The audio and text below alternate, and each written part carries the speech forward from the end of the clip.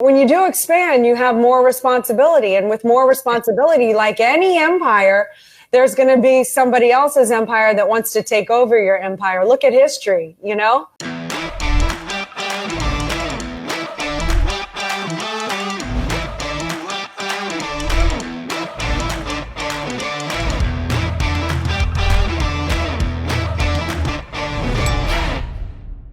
Hi, I'm Silvia Galati from Affilify in Dubai, and the topic for today is women in power. Today I'm super excited because I have a very special guest that is the beautiful Elena Cardone. Hi Elena, how are you doing? Hi, I'm wonderful. Thank you for having me on your show, and I'm glad that I get to be with the people of Dubai today. Thank you. Thank you so much. You know, I am a huge fan of you, and it's a pleasure and honor for me to have you here. So, Elena, you started your career in Hollywood as an actress and a model. Now you are an author, a businesswoman, a public speaker, empire builder, an entrepreneur, real estate investor, and the list goes on. And that's really amazing. So, the first thing that I want to ask you is to talk a little bit about your story. How did you become such a great and powerful woman? I made a decision first and foremost to become an asset to myself and to my husband in when we were setting out to build this thing called an empire. So I've spent a lot of time studying life, disciplining myself, pushing myself to the limits, doing things when I didn't want to, trying to expand myself and grow myself, being afraid and doing it anyway, really helps. So how did I do it? That's how I did it. And a lot of things that I learned, and everything that I learned in business actually came from Grant Cardone. It's not only because he's my husband. It just happens to be that he is the master expert in sales, in real estate, in entrepreneurialism of anyone that I think exists on the planet. So I've learned, I can't sit here and say that I got here on my own. He certainly has inspired me and motivated me. But yeah, it was me. I did the work and put in the due diligence to become the woman that I am today, and to be able to be bold enough to tell my story and expand out. Certainly, I haven't achieved all my goals. I'm not even operating at my full potential. Very transparent about that. But every day I'm motivated to push even harder. I just returned from the Global Woman Summit, where I did the keynote speech and also won the Woman of the Year. But having been through an experience like that and meeting so many extraordinary women, now I'm even inspired more to come back home and hit the ground running and do even more and rise above and elevate myself. So that's my story. I'm always pushing. I'm never stopping. I don't want to stop. Oh, we have lost your audio. Elena, we have lost your audio. Oh, I'm here. Yeah. Okay, perfect. So that's the story of, how did I become such a powerful woman? I met a powerful man. We joined forces. We don't give 50-50 in our relationship. We give 100 and 100%. And we boost each other and elevate each other. And we are very good partners in that sense. And it's just consistency over time of putting in the work. Yeah, sure. That's how I've arrived. It doesn't just happen, even though it looks easy. And I might look like the fortunate, and I am. I'm very fortunate, but I've created it. I've created everything that I have. Yeah, Nothing's ever been given to me. I wish it was. I wish it was easy. I do. I would like to be lazy. I'm not gifted in that way. Some people are. Some people, things just work and are easy for them. That hasn't been my case. Oh, we lose you again. Oh no, I'm here. I'm just ready for the next question, I suppose. Okay. Can you hear me? Yeah, sure. Sorry. Sometimes we lose the audio, but it's okay. Anyway, your story is really amazing, and thanks for sharing with us. Absolutely. So one thing that I want to talk with you now is your book, Build an Empire, How to Have It All. So in your book, you face different topics like set clear and sustainable goals, the importance of staying on the same page as your partner, rejecting the normal, and defending your empire. Do you want to explain more in detail and how we can use your tips and strategies also to build an online business, not only an offline business? Well, I have an online business that I just started. It's Build an Empire online course where I go through 75 segments of 1 to maybe 3 5-minute videos where I go in real detail and give you exercises to do that when you complete the course, for sure you will know exactly the path to take in building an empire, and it will change your life, guaranteed. So that's my online business that I just started. And how do you do it? You just, you do it. You have something or a product to exchange, whether it's your own product or if you want to get behind a multi-level marketing product, it doesn't matter. But link up with people who have the knowingness and then just take each little step to get to execute the plan. I cover a lot of topics in the book. You named a few: how to get on the same page as a couple, how to protect your empire. Those are all very different avenues. How to protect your empire is, we can take that one.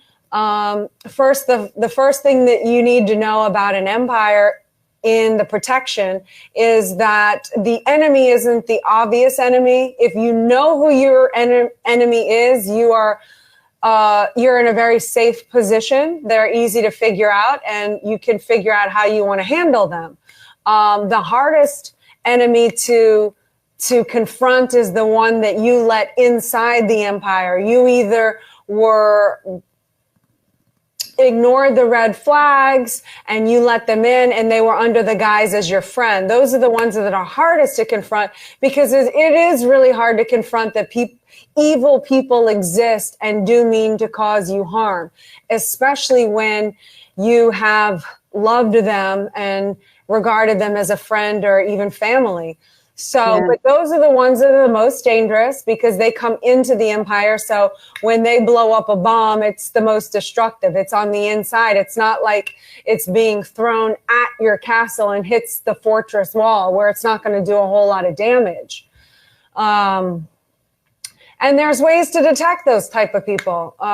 First of all, you look at the red flags. How are they in life? Are they gossiping about others? Are they cheating? Are they consuming too many drugs and alcohol? What are you seeing but not wanting to confront or making allowances for? So that's one. The other thing is the people that I find that really want to cause you damage, they try to attack your strengths. So whatever you're really good at, they're going to start planting seeds to make you doubt yourself and introvert yourself or confuse yourself on the things that you're like, yes, I'm good at this and I know this. They're going to just start ticking away at that. Now, the weaknesses that you have, they're going to start supplying those. If you're weak around drugs or alcohol, they're going to want to have wine night with you. They're going to want to have girls night with you. If your relationship is really strong, they're going to maybe want to try to get you to natter and talk about your relationship in a negative way, which is a way to destroy the thing you're strong at. So I always start looking at people and observing how they are with me. Are they trying to help build me? Are they trying to make me stronger? Are they trying to give me constructive criticism on a strength that will push me to be better? Are they trying to have me avoid my weaknesses? Those are the people I want around. The other people that do the subtle undercurrent, everything with a smile, but it's really confusing and makes you feel really kind of introverted and bad afterwards. I have to look at those people And I also have to look what kind of areas they say about the people around me. Are they trying to attack my executive assistant, someone who's really strong and who I depend on? Are they trying to say bad things about her, so now it weakens my relationship with her? I look at everything, and I don't just expect life to just prosper without being able to notice every single little nuance, which is why I don't drink or do drugs, because I can't allow myself to go cloudy. When you do expand, you have more responsibility, and with more responsibility, like any empire, there's going to be somebody else's empire that wants to take over your empire. Look at history, you know? Sure. They're going to want to conquer the world. So I have a very good thing that I've built. I don't blame anyone for wanting to come and try to take it away from me for whatever reason. Then there's the people who don't know that they don't like you.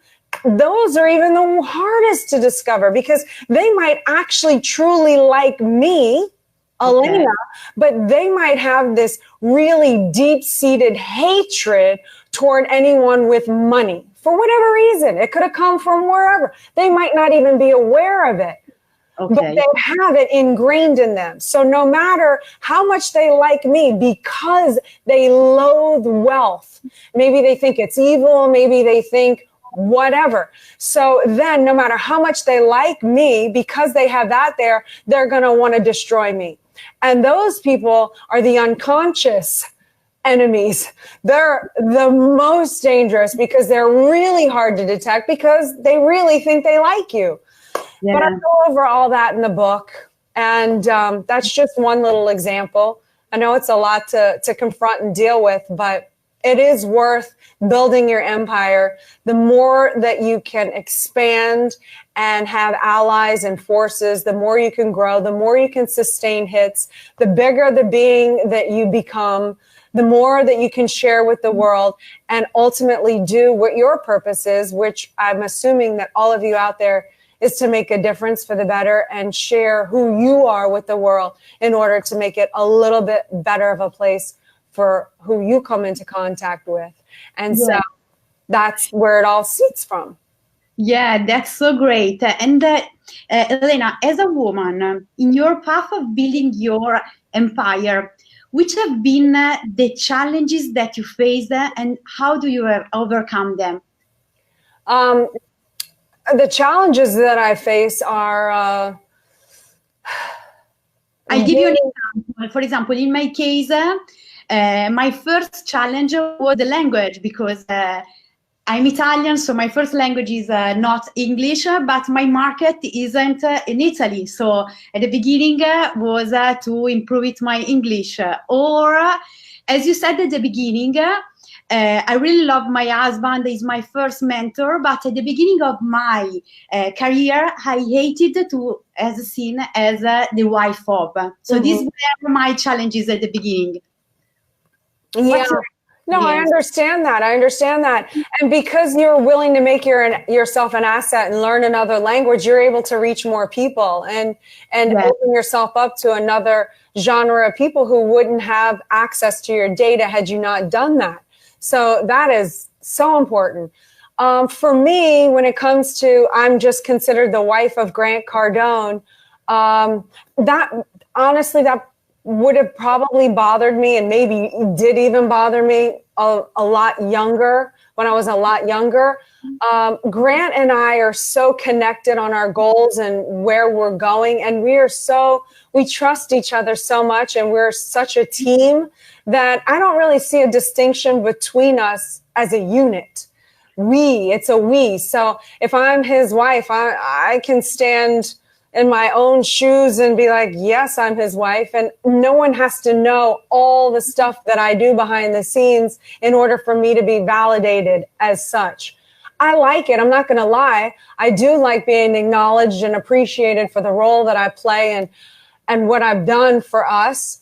But I don't really need it in hindsight it's not going to stop me or continue my growth in what I'm doing on my mission with him. So for me, that's more of an ego thing. I don't care if people say I'm the woman beside the man, behind the man. I don't really care about nomenclature. you know, I just want to get my job done. I want to just live up to my full potential and take responsibility for what I know and imparting that to anyone who cares to know. Yeah, sure. Absolutely. Are you here? I think that we miss you. Oh, no. I'm here. Yeah. Okay. Away. So I want to ask you also these things. You and Grant, you are doing a lot of events. So you will start, or you will have like a tour of events around the world. I follow you on the social media, so I've seen you in different cities. You have been here in Dubai, in Italy, other places, Bali, I think. I don't remember.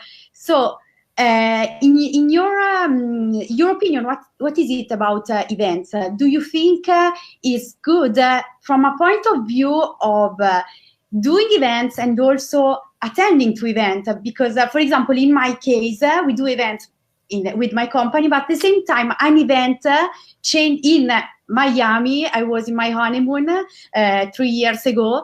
Attending to an event that changed completely my life. So what do you think about events while are you building your empire? And from your side also, to share your message to your audience, to attract more people, to change the life of others in other places far from your home. Well, I believe that you have to have events. It's why we do the 10X Growth Con every year. It's inspiring to me, but also it's important to be around other like-minded individuals who are just as determined as you are and driven outside in the world. Maybe we're not surrounded so much with the people with the same mindset. And those people might try to convince you to slow down or take it easy or try to find this balance, or you're to this or you're to that, because they want you to fit into their world. You're challenging their limitations. And sometimes for people like us, that's hard to fit into that world. We want to just be around people that understand us and that drive and how to push each other even more. So events are very important, not only for that reason, but also for education. If you're going to make yourself an asset and you're going to be the forefront or the leader in your industry, or as an opinion leader or role model, you can't just stay the same and expect to be great. You have to educate yourself and learn and hear from other people and open your mind to different experiences. That's why we travel the world. And the one-on-one contact that I have when I meet people of the events is it puts me in touch with you.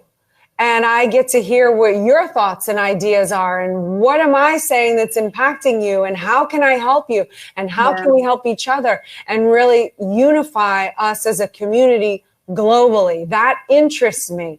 That interests me more than spending a week on a beach drinking pina coladas. That can be fun too for maybe a moment, but my real interest is meeting the people of the world that truly are interested in making a difference for this little time span that we have. Yeah, sure. I have seen also that you organize like a ladies' night for women, for empower women. And it is something that I really love. Women need just a good environment of others supporting women. And that's it. Then you can go out of your comfort zone and create something really special. You are an example, for me, for sure, you are an example to follow. I sent you a messages and you replied to me. I was like, oh my God, this is a Christmas night. I received a great gift from Elena that want to do the interview with me, because of course you are a model for me as a speaker, as a woman that empowered other women. And it's absolutely great. So I want to ask you the last thing that I always ask during my interview, and is, what do you think are 3 secrets of your success?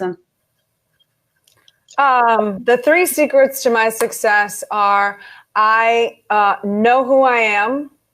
I'm definitely not perfect, but I know who I am. I know my strengths and weaknesses. I have figured out how to work with that. I know what my intention is. I'm connected to my purpose every single day of my life. I'm driven to fight for what I want. I am strong enough to take a hit and tough enough to deliver a blow.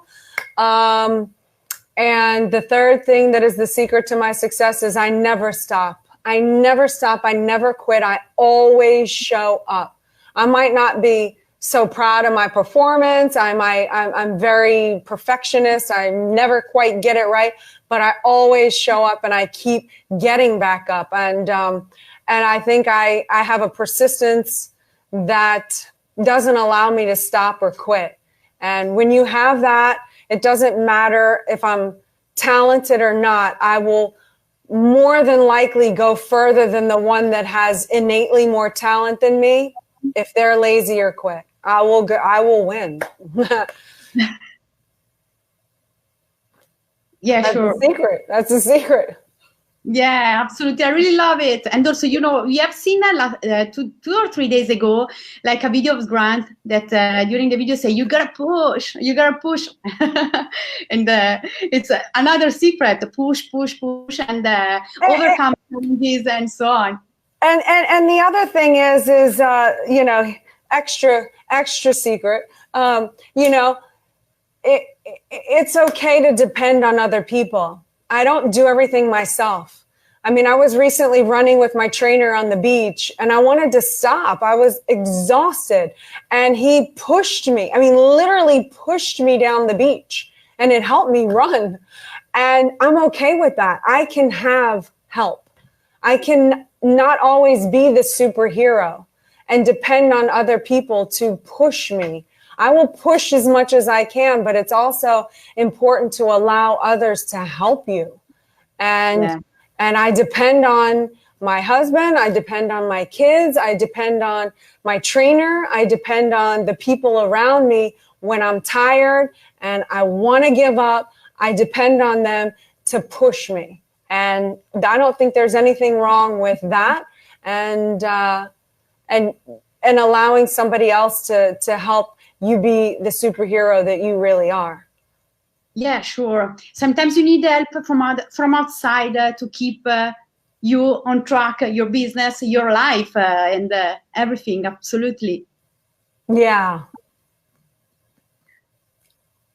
I think I lost it. No, are you here? Okay. Sometimes we have a little bit of problems with the audio. A little delay. It's okay. We're connected regardless. Yeah, absolutely. So, Elena, thank you so much for your time. You are so very welcome. Thank you so much for thinking of me and bringing me over to Italy and Dubai, wherever the people are watching. I'm glad to be transported into your viewing quarters. It's awesome. So thank you for opening me up to your audience. I really appreciate it. Thank you so much. And I look forward to seeing you in Dubai or in Italy. I've seen that you have been also in Italy for a while. So next time that we will come in Dubai in November, I'll wait for you. November 21st, I'm in Dubai for sure. So. Oh, that's great. I met the princess of Dubai. Oh, really? Wow. I met her on my birthday. She's a lovely, wonderful woman. We've stayed in touch. And so hopefully, and I know her birthday is November 23rd. So hopefully I'm still there and can deliver some fabulous gift to her as well. Oh, wow. That's amazing. You know what? Tomorrow I will have a super interview with Sara Al-Madani. I think that you met her. I interviewed her as well. She was my first Women in Power of the Globe woman. She was a fantastic interview. Yeah, she's great. So really, thank you so much. I really appreciate Elena. See you in Dubai soon. And for you guys, see you tomorrow at 3 p.m. here on my Facebook page of Affilify with Sara Al-Madani. See you tomorrow and thank you so much. Thank you, Elena. Bye. Thank you.